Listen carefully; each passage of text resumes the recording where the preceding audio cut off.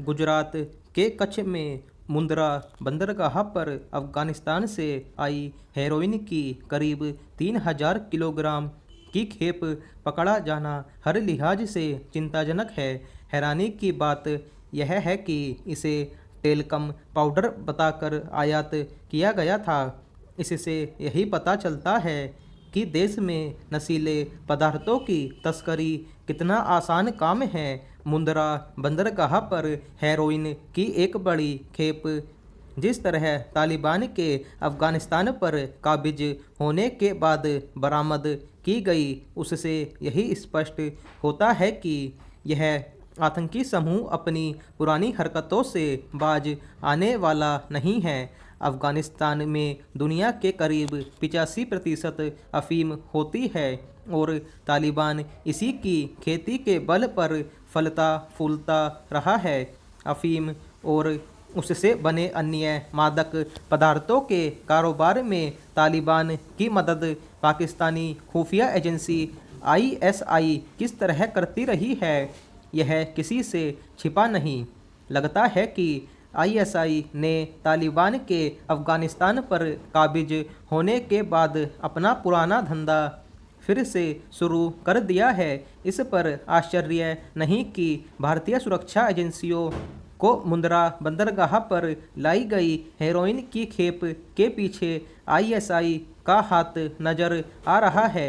इससे संतुष्ट नहीं हुआ जा सकता कि अफगानिस्तान से मंगाई गई हेरोइन की एक बड़ी खेप पकड़ी गई, क्योंकि तमाम ऐसी खेप रही होंगी जो सुरक्षा एजेंसियों की पकड़ में ही न आई होंगी। वैसे भी यह जग जाहिर है कि देश के अन्य राज्यों से भी नशीले पदार्थों की तस्करी होती है। शायद ही कोई सीमांत राज्य ऐसा होगा जहां से नशीले पदार्थ चोरी छिपे देश में न लाए जाते हों। ऐसे राज्यों में पंजाब प्रमुख है।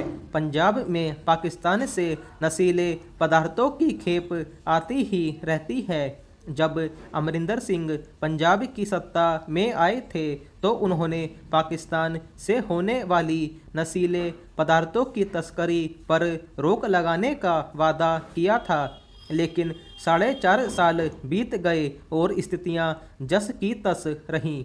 इसी कारण नवजोत सिंह सिद्धू समेत अन्य नेता उन पर यह आरोप लगाते रहे कि उन्होंने ड्रग्स माफिया के खिलाफ कुछ नहीं किया। देखना होगा कि अब पंजाब में हालात बदलते हैं या नहीं। वैसे समस्या केवल पंजाब की ही नहीं है, देश के अन्य राज्यों में भी युवा पीढ़ी को बर्बाद करने वाला यह काला कारोबार फल फूल रहा है। यह जम्मू कश्मीर से लेकर पूर्वोत्तर के राज्यों तक फैला हुआ है। असम के मुख्यमंत्री का मानना है कि मणिपुर और मिजोरम के रास्ते उनके राज्य में नशीले पदार्थ लाए जाते हैं। चूंकि नशीले पदार्थों का कारोबार माफिया तत्वों द्वारा देश विरोधी ताकतों के साथ मिलकर किया जाता है, इसलिए सुरक्षा एजेंसियों और विशेष रूप से सीमा की रक्षा करने वाली एजेंसियों को और अधिक सजगता बरतने की आवश्यकता है।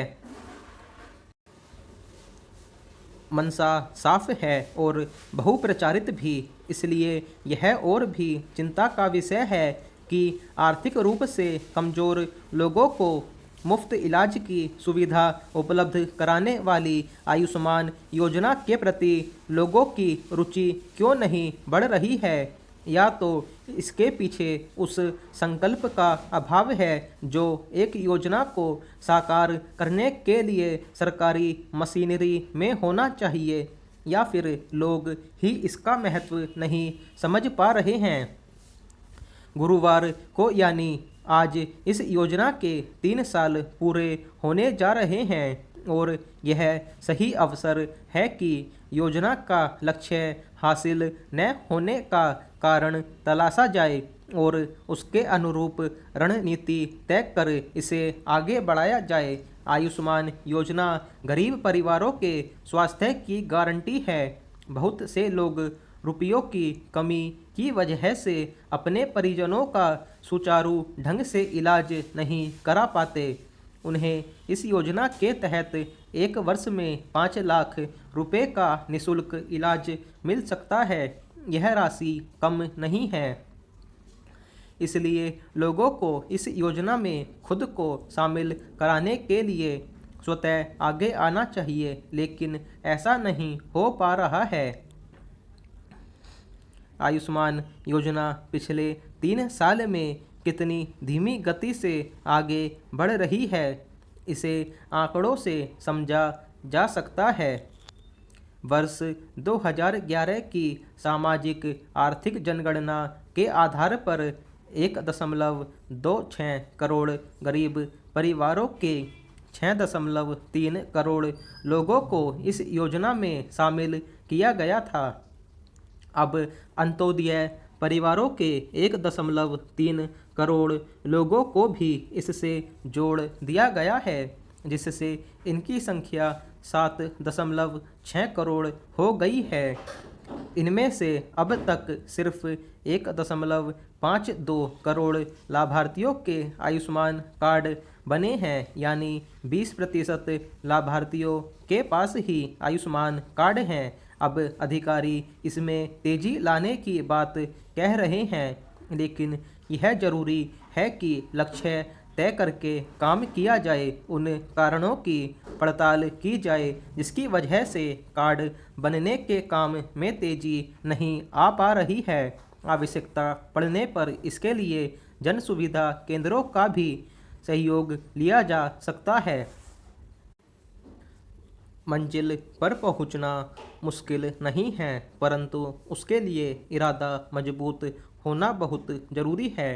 मंजिल पर जाने के लिए हृदय में श्रद्धा और विश्वास हो, मन में चाहत और लगन हो, तो व्यक्ति राह की खोज कर ही लेता है। ईश्वर भी ऐसे ही लोगों की सहायता करते हैं, क्योंकि वे सुपात्र हैं। ईश्वर की पद्धति और नियम में जो उपयुक्त होता है वह उसे गले से लगाकर रखता है। आलसी, प्रेमादी, कामी और नास्तिक व्यक्ति तो धरती पर भार स्वरूप होते हैं। वे अपने स्वभाव के कारण स्वयं का शरीर भी ढोने के काबिल नहीं होते हैं। इसलिए हर जगह परिश्रमी व्यक्ति की खोज है।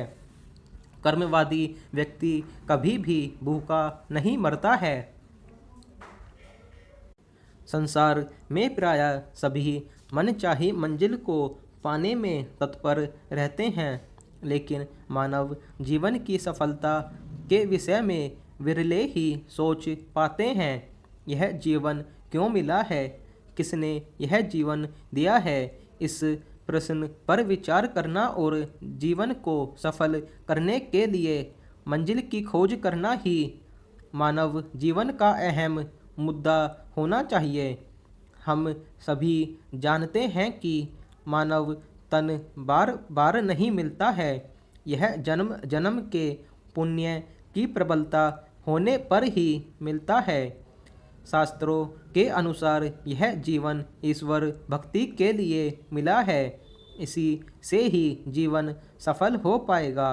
ईश्वर ने प्रकृति में प्राणियों के लिए हवा, पानी और प्रकाश की निःशुल्क व्यवस्था की है। क्या व्यक्ति ईश्वर के इस एहसान को मान्यता देता है? जो व्यक्ति इसको समझते हैं वे ही ईश्वर भक्ति और सत्कार्य करते हैं। ईश्वरीय विधान के अनुसार जो जैसा करता है उसे वैसा ही फल प्राप्त होता है। जिनके अंदर इंसानियत है वे ईश्वर भक्ति कर जीवन को सफल बनाते हैं। जिन्हें भक्ति नहीं करनी है उनके तो बहाने अनगिनत हैं। संत कबीर के अनुसार नदियाँ एक घाट बहु तेरे, कहे कबीर वचन के फेरे। सच है, ईश्वर प्राप्ति ही मानव जीवन के लिए असली मंजिल है। इरादा नेक हो तो किसी भी पंथ या संप्रदाय के माध्यम से ईश्वर को पाना संभव है।